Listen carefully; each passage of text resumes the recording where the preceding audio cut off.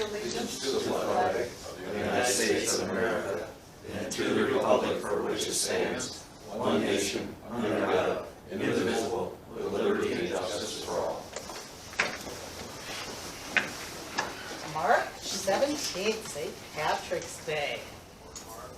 Okay, agenda. I know I want to take time just at this point before we approve or whatever. That next week to add on to the agenda, the drawing of lots for the 2- and 4-year terms for the 5 supervisors.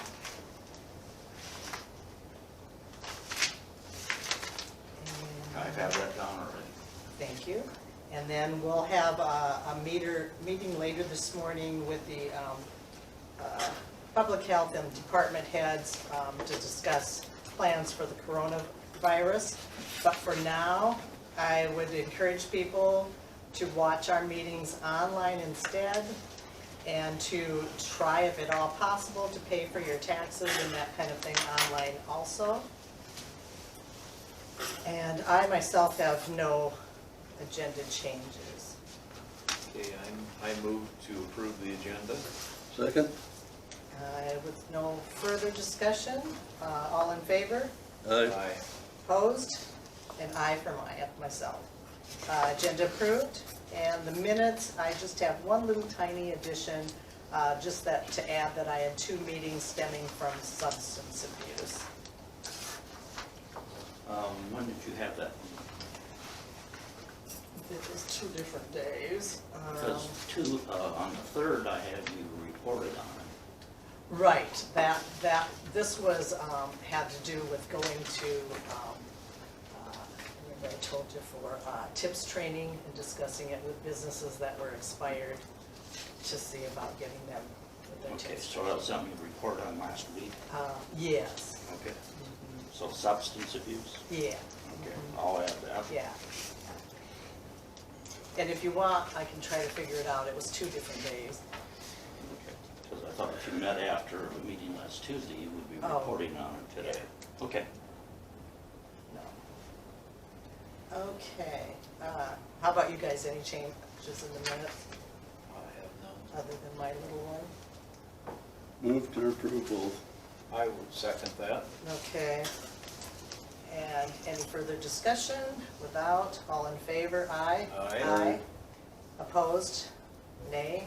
Minutes approved with that slight change. Okay, County Attorney General discussion. What do you want to talk to us about today? Just a few things. Stan had stopped over at my office last week with a letter from Jim Cunningham dated May 24th, 2019 to Michael Burchin, our CPA, discussing a complaint they received regarding the use of TIF funds in Mitchell County, Iowa. Stan wanted me to do a public records request for those documents, which I did, and I got back the typical what I thought response that I would get back from them were, you know, these are protected, we don't have to disclose them.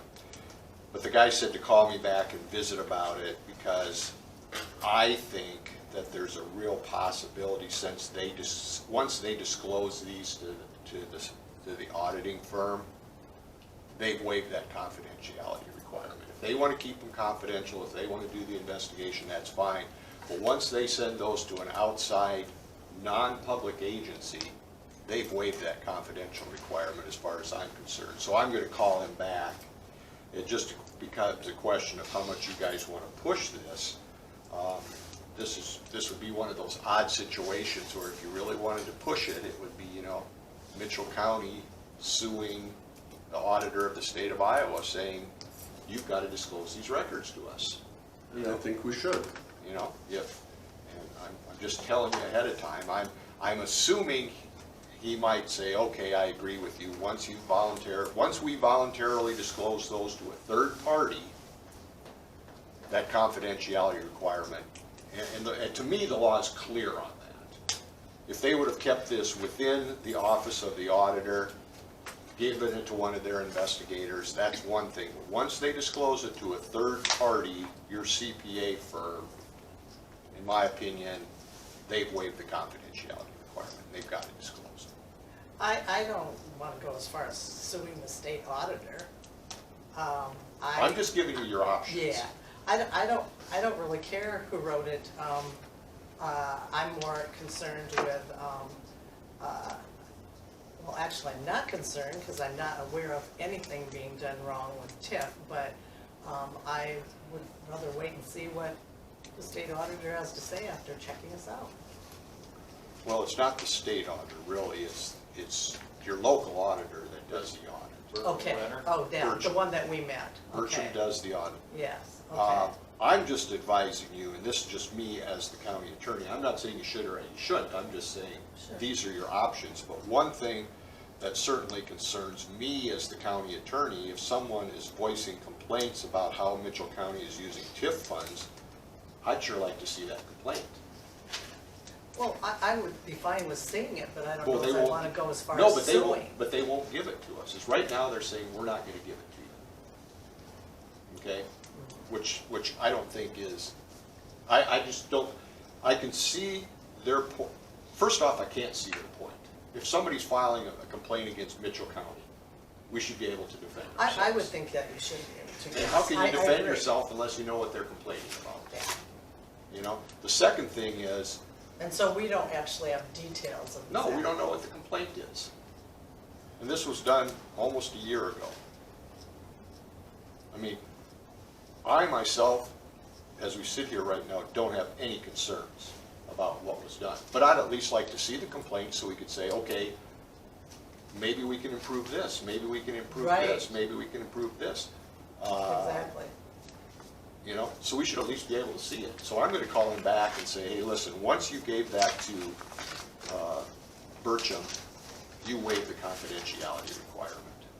He also said he would provide everything if I sent him a subpoena, but I don't think I wanna go that route, and there's just some reasons why. But he said, I'd be happy to disclose it to you if you send me a subpoena. So, what's the difference? Yeah, well, I would like to see the actual Yeah, complaint. I would too. That's another file, that's a TIF file. And we're set next week for drawing the names out of a bowl. So, that's all I have, until we get to Okay. public hearing at 8:45. Conservation is, just to kind of give you the heads up, they're working on a project, and Stan, maybe you want, or Steve, either one of you could probably explain the actual project better. And we have concerns from the neighbors, and we have seen 9 letters that went, who did they go to? I haven't read it yet, so I don't know. haven't Well, read it. I have not seen the letters, I'm familiar with the project, and I'm I familiar with the literally saw them concerns. after 10 last night. Yeah, here's, and I've talked to Adam about this, and here's my understanding. Tell me if we're talking about the same project, where they want to convert the county home land to a wetland. Wetlands, correct. Now, the only way they can do that is to get an engineering study, okay? And the only way an engineer is going to do that study, that project, et cetera, is if it doesn't back up water on somebody else's land. And I know that's the concern. Citizens are concerned that it's gonna back water up onto their property. Well, number one, Adam knows he can't back water up onto somebody's property. The engineers know they can't back water up onto somebody's property. And I know the people involved, I like the people involved, but their opinion that says it's gonna back water up onto our property, to me, means nothing. Because we have engineers who are designing a project who says it will not back water up onto their property. Now, if they have a problem with it, that it'll get set for public hearing and everything like that. They can show up, but the law is, at least in my opinion, it's clear. Their opinions mean little, if any. because you've got an engineer who's considered to be an expert. They have to go in and get their own expert, get their own engineer to say, no, the project that your engineer has designed is faulty, and our project, you know, it will back water up onto our property. Well, I have a question. Would backing up, okay, this water will at some point be far enough back so that tiles on their property will become stagnant. The water will no longer come through their tiles. Is that backing up water? You're always gonna have that problem when, you know, you're up here, if this property down here isn't tiled and this property is tiled, and now all of a sudden I tile my property, yeah, it's gonna slow your flow of water down. You know, because we're both gonna be using the same main, and it's gonna slow the water down. This will Yeah. flood water up so that water will sit stagnant in these tiles. Says you, or says the engineer? Or My says under- the people who are complaining? my understanding, I talked to Brad at length yesterday, he called me up. And when we got all through with visiting, Brad basically said, yes, there has not really been an engineering study yet, is my understanding of the thing. That, I think there has to be. I don't think that there has been a complete engineering study yet. I wish Adam was here, because And so we went through this thing about, it looks like there's a lot of hype right now, a lot of possible misunderstanding in that, and Brad said, yes, that probably was the case, and that we should be waiting until, well, I'm saying maybe the study isn't completed, right. but there is an engineering They've been study. a preliminary, Yes. But Yes. the engineering, like you say, the study Yeah. isn't complete, it isn't, so a lot of people are making a lot of, for lack of a better word, calculations that they really don't know are true. Yeah. Yeah, the general rule is you can't back up standing water as it flows across the field. But here, and we talked about this probably 6 months ago when Stan had that issue, somebody was calling him about blocking the water. Everybody says you can't block the flow of water. That's not the correct statement. The statement is you cannot block the natural flow of water. So in other words, if you've got water that's just running off a field, the entire field, the adjoining neighbor can't block that flow of water. Okay. Now, you go and you reshape everything and you put in a runway in your field, so now you don't have the natural flow of water anymore, and it's going onto the neighbor's field and it's just cutting ruts, you know, huge ruts, because he doesn't have a runway. Well, in that situation, sometimes you can block the flow of water, not permanently, but you can slow it down because it's not the natural flow of water. So we're concerned with surface water. Once it gets below the ground, not so much concerned. It's surface water that we're concerned with. Now, if you get tiles that get that full, you know, maybe you generate surface water. I don't. But until those engineers are not going to approve, are not going to design a project that backs up water onto somebody's property. They're just not going to do it. Well, And Mark- if they do, then I don't think you can approve the project. Mark, I think here is really the issue that should be talked about today, and that is, this is an issue between county conservation and these landowners. Basically, it's an autonomous board, and we, as a Board of Supervisors, really have no say on what is happening on this project.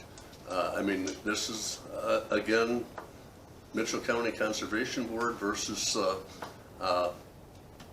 and because they are autonomous,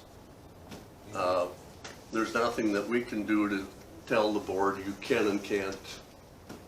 Okay, whose ground is it? Pardon? Whose ground is it? Is it the conservation's or is it the county's? I don't- Does the conservation rent that from us? I don't know the answer. If it's your ground, that changes everything. I don't know Well- whose ground it is. I think it's ours. But as the deeds, I mean, you know, we always have the right to sell every piece of property. But yet again, some of these pieces of property are in the name of the, The code says county conservation can hold real estate titled in the county's name. okay? So really, you're gonna see deeds that say county conservation, that's really held by the county. 45. Okay. I'm just going to quick make the comment, because we do need to get into a public hearing. I had 3 of the neighbors call me, we talked at length. I think they have some legitimate concerns, but I do think it is too early for us to be involved because they have not even talked with Adam yet. And so I suggested they all speak with Adam, and I talked with Adam and suggested that he meet with all the neighbors that were concerned. And he said, with his board too, and he said that was already going to be in the works. Okay. So, okay, so we need to close this meeting and open the public meeting at 8:45 to discuss the floodplain ordinance amendment. You should ask if anyone's had any oral or written comments prior to the hearing. I know I have not had any comments ahead of any type. Have you guys? Not in the recent year, not in the last year. I haven't heard a peep on it. My office had not either. Okay.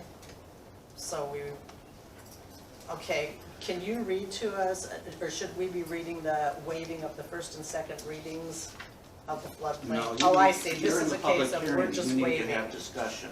Okay. You're getting ahead Are of you yourself. guys, okay. Well, what do you want to discuss? You need to open it up to the public if they have any discussion. Okay, is anybody here that wanted to discuss the floodplain ordinance? Doesn't look like there is. Did you guys have some comments yourselves? I have none. Maybe Mark would like to add something to this, if not. No, I had no concerns. Mark Ross? Haven't heard anything from anybody.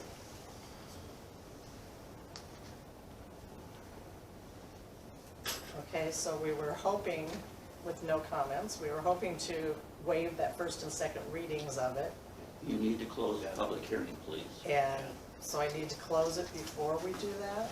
Yes. Okay, I'm sorry, I totally didn't understand that. All right, so we'll close the public meeting at 8:47. Then what you need is pursuant to Iowa Code Section 331.302, since copies of the ordinance were available at the time of publication at the Office of the Auditor, and a summary of the proposed ordinance has been published as provided in Iowa Code Section 331.305, you would entertain a motion to waive the first and second reading of the ordinance. Okay. Do I hear a motion for that? The ordinance itself is several pages, so we're not gonna read through that again. I'll move to waive the first and second readings of the floodplain ordinance number 52. Second? Okay, any further discussion? And I think we should probably take roll call on this. Yes. So Steve, Aye. Stan, Aye. myself, aye. And no further discussion from the public. Let's go ahead and consider that passed. Then you need a motion and a second to adopt ordinance 52. An ordinance amending the code of ordinance of Mitchell County, Iowa, floodplain management regulations. So move. Seconded. Okay, let's do a roll call again. Stan? You should ask for discussion. Oh, I'm sorry. Further discussion. Any further discussion from anybody? Okay. Basically, this whole floodplain thing, I mean, there was concerns a few years ago in that, and I really don't feel that any of our concerns really were noted by the federal government and that. But it is what it is. So roll call on that. Stan? Aye? Steve? Aye. Aye for myself. With no further discussion, we'll approve the adopting of flood ordinance number 52. And then you just direct the auditor to publish the ordinance in a newspaper of general circulation in the county. Okay, would you do that, Lowell, please? Sure. Thank you. Anything else for me? I don't think so. Thank you, Mark. Yep, Thanks. thank you. Okay, That's Sheriff. for you personally. Barb, could you maybe move ahead in the agenda? I need to speak with Mark before we leave. Oh, sure. Possible? County Thank you. engineer. Morning. Aye. Morning, I met with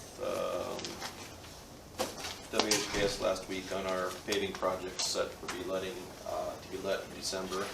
It's Kirkwood north of 465th and Hickory south of Totterville up to the elevator there. And what we figured out last week was we were finalizing our cross sections so we know where we can lay the road, where our ditches lie, and then what right of way we're gonna need to acquire.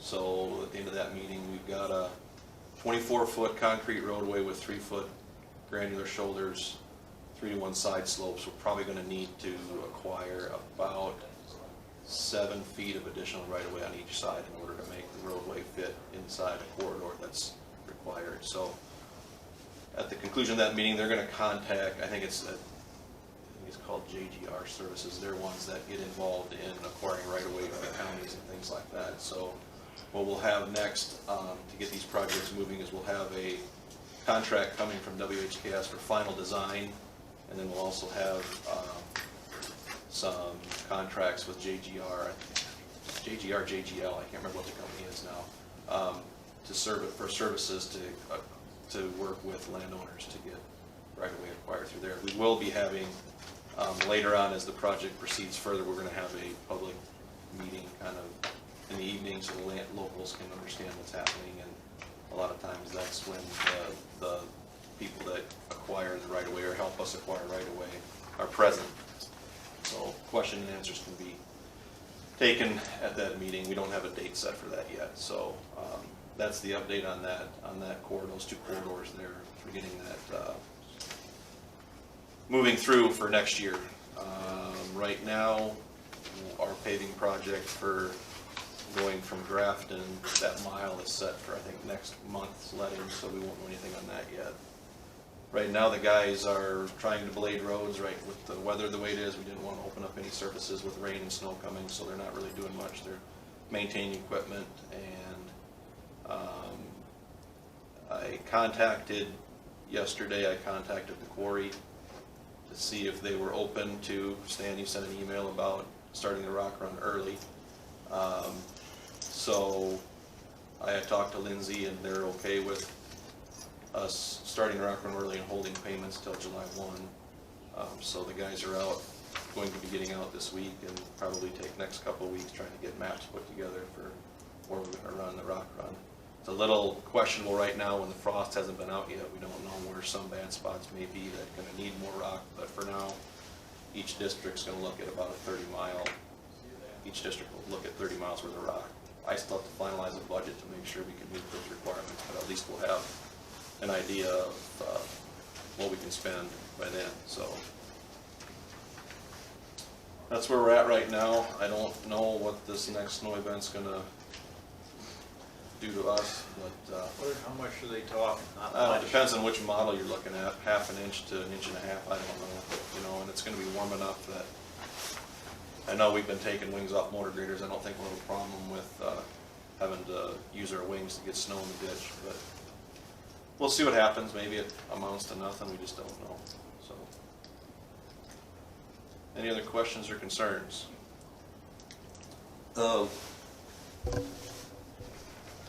Again, I guess I'd like to see us, instead of putting a lot of rock on the shoulders of these hard surface roads, and then basically in the winter time, it all goes in the ditch. You go south of St. Ansgar, for that first 2 miles, there has to be tons and tons of rock on there. Yep. And what basically the state is doing is they've already worked, I see number 9, and the big concern, if I'm not mistaken, the big concern is you have blacktop or hard surface, and you don't want to have a drop of 3, 4, 5, 6 inches. And yet again, when you really look at our shoulders, they tend to be flat, and the state tends to have a little bit of I couldn't tell you how much. They get the nice option. They've got 8-foot shoulders. They can put a whole piece of equipment out there and grade it. We typically, when we design a road, we've got a 2% cross slope on the road, and then we do a 4% shoulder, so you've got that break. And over time, it gets pushed out, it gets moved. And when we do anything, it seems like the motor grader sets the blade on the road, so you get the same cross slope off the road as you do on the shoulders. You get off the road, so you're almost at a 2%, which maybe could be cut a little bit different. What we do have is, 3 weeks ago, I had them get the disc out. We wanted to modify it. Sometimes it takes us 3 operators to do it when we got on the back of a tractor, then you got somebody cutting it, and then you got a wheel pack behind. We're trying to minimize how many people we have so we can do more. It seems like in the fall, we get so far behind that the quickest way to get the edge drop off taken care of is to put rock on it. I know that's a problem. I know it can be a problem depending on how winter goes, but with this new machine and it's done, they're just trying to tweak it. They're not going to do anything before it rains now, but I'm sure you're going to see it out. It actually works really great on gravel roads too. We get that secondary ditch and that sod line. I'm really excited to see what it's going to do, and the guy that built it did a great job of modifying it. So you're going to hopefully see some improvements with that. We can bring the system will work faster. When we're doing edge rutting, it takes 1 truck, and you got to go back and get a load, come back. Now you can do it. In a day you can cover more miles and bring some. It's going to probably a little bit dirtier material because it does pull in grass, it does pull in dirt and some lime, but to pack We it in shouldn't there. have to, like you say, rock that ditch every. No, and sometimes there just isn't enough material to work with where we have to, and I understand that, but we're trying to improve that system for 2 reasons. One, I don't like waiting that far in the fall to get it done, but sometimes that's just the way the timing works out. But if we can get, now that we've got a machine that can focus on that, I see this machine out in the spring doing shoulders right away because I know the state's done it. We started doing it in Worth County, we're doing it here when we get this thing modified. And then even throughout the year, it takes 1 person to bring that stuff back in. We're actually gonna make a roller for behind it with some truck tires. We got some pretty intelligent guys out in secondary roads that can build just about anything. So we're gonna have a machine that's gonna have it's gonna work off of the wing post, the rear wing post, where it's gonna slide up and down. We'll have 2 truck tires in the back to compact the material after he blades it out. So it's a pretty neat system if you want to come look at it right now. They modified it so we can still put the disc on the back of a tractor. We didn't change the design that way, but we made it work for in front of a motor grader. So they did try It'll work on them on a truck. What's that? The disc will work on a truck? On a tractor, not a truck. Okay. It'll work on the motor grader and we can put it back on the tractor. And then we've got some old Ford rims that we don't have the Fords anymore, Internationals, whatever, where they got some decent tires on them yet. So we're gonna stack them double wide, and that'll be a compaction unit right behind the whole system. So it's almost gonna be a 1-man operation versus 3. See, what killed us years ago using that disc is that it pulls way too much out, and the It can. sod, It can. and I'd roll it. Well, then a blade would come behind, and all that sod would ball up, booger up, and it ended up in somebody's yard, and we ended up taking a lot of yards out. It can do that. I think we've got they put on the tractor itself, it never had you're on a 3-point, and that tractor moves around with the road. Now we've got a guide wheel that sets the height, and that sets, I believe it sets on the highway itself so that it limits how much it'll dig in. So when they're done, there might be a little bit of a lip, but it's off the traveled portion and it's still gonna have a slope to go out. So we're gonna see some improvement in that. And I know there's a lot of rock laying out there. I'm not happy about it either. It's nothing we try to do, but No. Oh, of course when you not. and sometimes when you get wet, sticky snow, it's not the blade pulling it, it just gets pulled up with the snow. But I understand there's a lot out there, and I don't like seeing it. we're gonna try to improve it. The only other thing is that you also brought up is that when you reach out, you're pulling up dirt with it. Okay, that dirt on a nice dry day will pack in beautiful, right up next to the road. But after 1 or 2 rainstorms and traffic kind of sliding off It the has edge the of the potential road, to rut it. you will end up with maybe a little rut on the edge, so. But what we will have We'll is see what happens. we'll have a compacted edge for spring planting, and we can probably, depending on, you know, what our workforce is like, I think it's gonna be a quicker response tool for us for maintenance. You know, I wish we had one for each blade district, but I think what we can do is, you know, one guy can use it in the spring, and, you know, you can start pulling edges in everywhere, and I think that either the machine gets passed around or the actual disc, because it's dual, it's mounted just like our V-plows, and everything is the same. You can get somebody that can master that, you might wanna keep on. We'll That get- was the one thing that we had problems with. Yeah. was Finding. I know somebody we've got that could plenty of master talented guys out there that once they get used to it, it might be just but anyway. Well, just for a heads up, I would like to be able to get a couple caution road working signs or something. When I got an individual that has a broom on a skid loader, but he's gonna have to basically get all that gravel going towards Yep. and we can't be. Do you know when you wanna do that? Well, no, I mean, Okay. We've got the portable signs if you wanna borrow them. no, I wanna be able, but like I say, I don't wanna pepper cars as they're going Oh, by. yeah. Uh, No, You might also want one lane only then, of course, you're right on a point of well, a hill there. the traffic might be able to, you can either, you warn the traffic and maybe the. Well, you're operator gonna will have see to have a that second too. person out there anyway to warn the guy that's running the skid loader that, you know, Yeah. cars are coming. But, And it won't be, it probably won't take too long. to but I get a know skid there's loader. about 2 pickup loads of gravel in my yard. Well, I guess it's a county ditch. Well, I understand that, it's not something we look forward to every spring, because we see it every year, but we're trying to not have that happen, and so, That's one thing. I've lived with it on the gravel road forever. Every spring when the snow melts, I'm gonna be cleaning we ditch. have a lot, you know, we have a lot of rock everywhere, and it's not pretty. I know there's some roads people would like to see some rock in their ditch, because that means they had rock on their road. Yeah, well, and for what we try to keep on the roads, it's disheartening when you see it.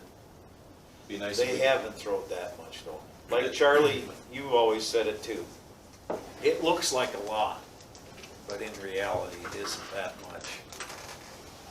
It's just, yeah, so anyway, that's where we're at. If you get any other questions, I'm gonna stick around here for the 10 o'clock, because I've got some information I can Sure, tell you what we did in Worth County too. So. sounds good.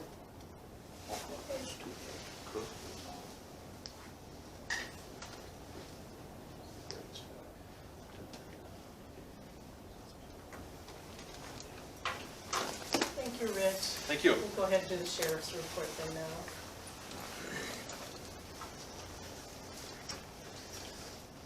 Good morning, everyone. Good morning. morning. So I have February fees for you this morning. $5,296.07.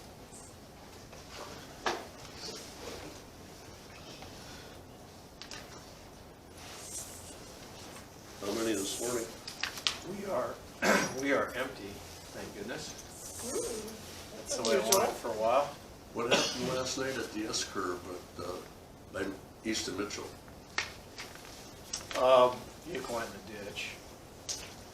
Checked her out. She wasn't injured or refused to go to the hospital, so sorry. Just distracted driving went in. Yeah. So anyway,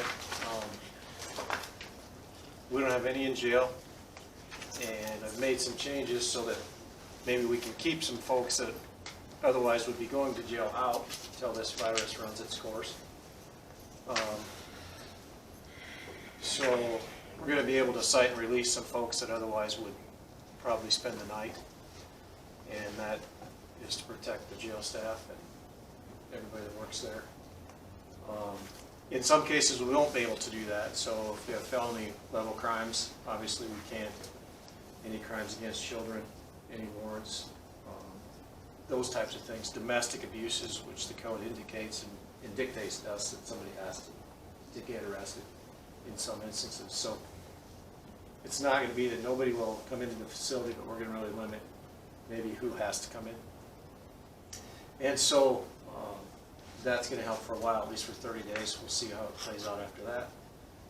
We're also we are limiting who can come in to the lobby. If we can answer questions and handle issues from the call box area, just inside the front door, we're gonna do that. However, if we can't, they're buzzed in and allowed to come in and talk with the clerk and myself. So doing what we can to keep the Well, you guys have illness a out. window thing there, don't you? No. Oh, there isn't. I'm thinking there was. Had conversation with our attorney for our insurance company, Carl Selmans, yesterday, and he sent some information out. A lot of the things that he sent, I had already implemented, but I talked to them about it, what other jails are doing around the state also. So we're good there and do what we can to stay that way. What kind of training you're working on now? You have $1,600. How much, Art? $1,600. Yeah, that's a prepayment for the June training. Oh, We okay. had some more fees come in for that, so, Gotcha. yep. Now, I move to approve the sheriff's report. Second. Okay, any further discussion on that? All those in favor? Aye. Aye. Opposed? Nay? Okay, that sheriff's report is approved for February. I do have one question. Did you happen to talk to Mr. Campbell? Oh, yeah, I did. And I called Steve on that. There's good news and bad news. Good news is he got his bus shoved further up in the yard, but then parked the pickup behind the bus, so we really didn't gain much. Bad news, I guess, if you want to say it's bad news, I'll just say it's news, and everybody can form their own opinion. And that is, he does not have a place in Floyd County, and that he's moving back to New Haven. So, that's where that stands. Okay, well, thanks for the update. You don't know. Neighbors are happy. You don't know by chance, is he looking at any other place at all in any county? I would say that he's not. He had a place in Rudd, was not zoned commercial. They evicted him, so it's all coming back to New Haven. And so that really was his Floyd County, whatever. It was, yeah. It'll be what it'll be. We'll see what Yeah, 18 months does. everything's a process, Correct. so, yeah. Thank you, Sharon. Yeah, Thank you're you. welcome. Thank you, guys. Have a good morning. We have the GAAP report right in front of us. It's the one We that missed goes- getting you approving this earlier. We did do a TIF report, but so I apologize. We need to get this approved. Sure, I had it we've earlier. already discussed it, but, yeah. It's this one, Steve. Okay, found it, okay. Okay, do we have a motion to? I also move to approve the GAAB report. Second? Okay, all in favor? Aye. Aye. Oh, I'm sorry, any further discussion? All opposed? Nay, okay, the GAAP report is approved. Meetings attended.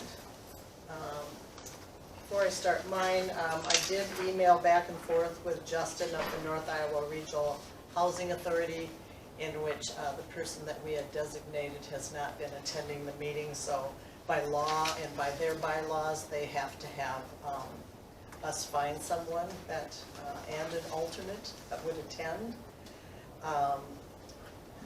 I have the I thought I had somebody that I could possibly talk into it, but they have too many other committees that they're serving on, and so they turned me down. So we really need to be working on that. If you have any suggestions, if you want even to give me your suggestions, I would be happy to contact them, because we have all the information as far as when they meet and how often, that kind of thing. Let's see, the supervisors met with our auditor, and he emphasized the need for any money awarded that it must serve a public purpose. And so we want to make sure that we emphasize that for our minutes even. And we have a report that has to be done by March 31st, or sounds like we're probably penalized, so Rachel, I know Matt been working on this. And we had a public meeting on the property tax levy. And let's see, I had an economic development meeting to evaluate our director, but we decided that we would send a questionnaire out so we could get input from all of our board, and we'll meet again later this month. And I ended up having to go to Home Trust. I wanted to make an appointment with Scott Brando about lowering the conservation's loan from 2.7 to 4.5. But the phones weren't working yesterday, so I went there, and he'll take care of it, then call me when it's ready. But I did take him the minutes to show that we had approved that. And while I'm thinking about Lowell, before we have another open meeting, let you and I go over proper procedure, so I don't look like such We an worked it idiot. out. Okay. And I think that is it, other than, and I mentioned earlier, having 3 long phone discussions and whatnot, meetings with people on the neighbors of the conservation project. Okay. I had a meeting of Floyd Mitchell Chickasaw landfill. That was last Thursday, March 12th. They discussed the financial statements of 2020, February of 2020. And we had a representative, a fellow by the name of Todd from HLW. He was here to discuss the financial assurance for sales and the annual water report. And we're fully funded with the DNR, so that turned out good. And our water report was good, it passed. Also, same fella, discussed the comprehensive plan due November 2020. And what it is this is something that has to be updated every 5 years, so that has been started. We had a discussion on the shop upgrade. The total cost was $255,912.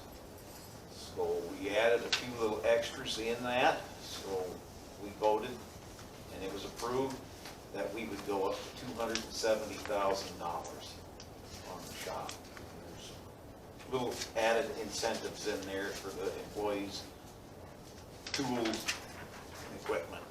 Also discussed, the meeting was regarding the purchase of a new scale, and the cost for the new scale was with just putting in a new deck and using the same pit, putting in a complete different, the guts, was $64,459. Nothing's cheap, is it? No, but we come up with, during the meeting, they brought up that Fairbanks scale could rebuild the old scale. They did find the parts that it would take to rebuild the scale. The cost for that was $18,831 to rebuild. So rather than putting in a new scale, because with future changes out at the landfill, we're gonna end up doing another scale probably further out back. So we're gonna rebuild this one. Hopefully it'll work for 10 more years. It was approved. We'll rebuild that one in 10 years. The other scale will go out back. They had a discussion on an equipment sheet. This was a sheet that would describe the piece of equipment, tell all the equipment, describe it, the age, hours on it, so that they could review this sheet once in a while and decide, well, hey, this machine's got too many hours on it or it's getting old. We'll give a better chance or a choice at meetings to discuss replacing or rebuilding something. They also have discussion and action on the Charles City cleanup, April 21st and 2nd. We're gonna have extended hours. It's gonna be $100 an hour expense, and we approve that out there. Radio upgrade. We're gonna go to digital. Cost is $13,950.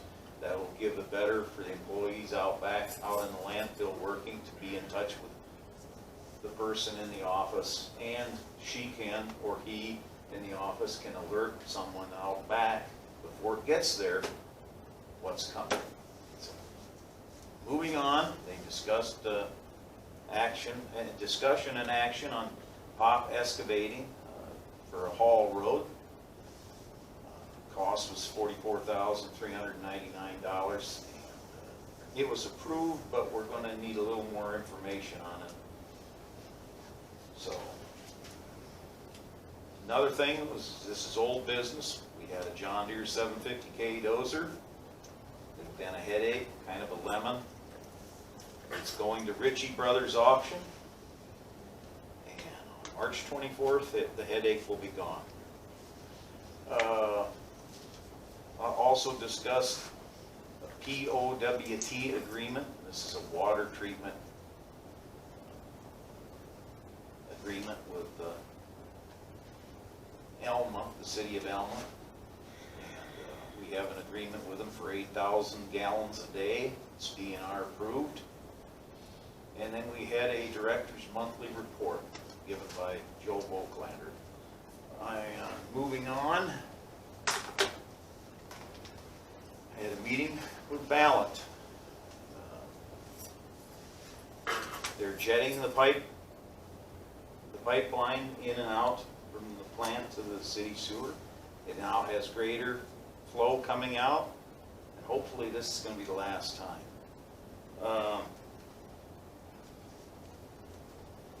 They're running COD, sulfate, and ammonia tests. And they're also keeping track of the water, copper in the water.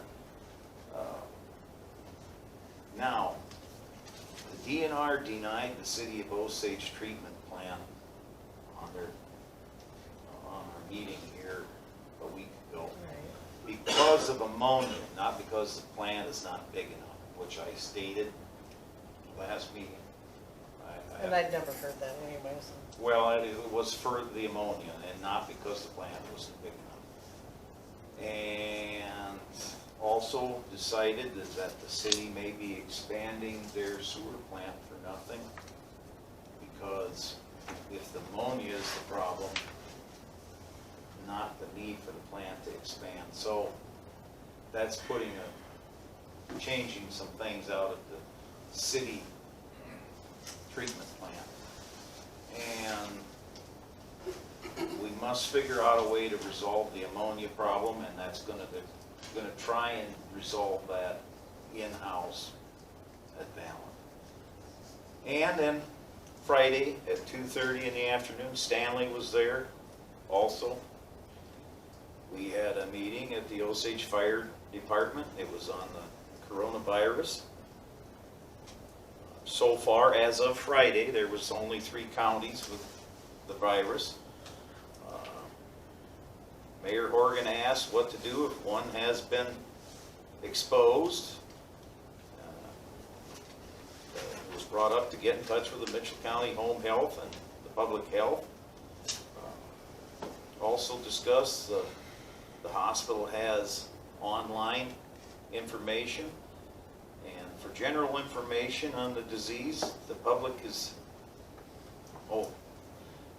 the hospital has information online and also some general information if they so desire. The public is scared from the lack of information, and that's pretty much a common thing That's why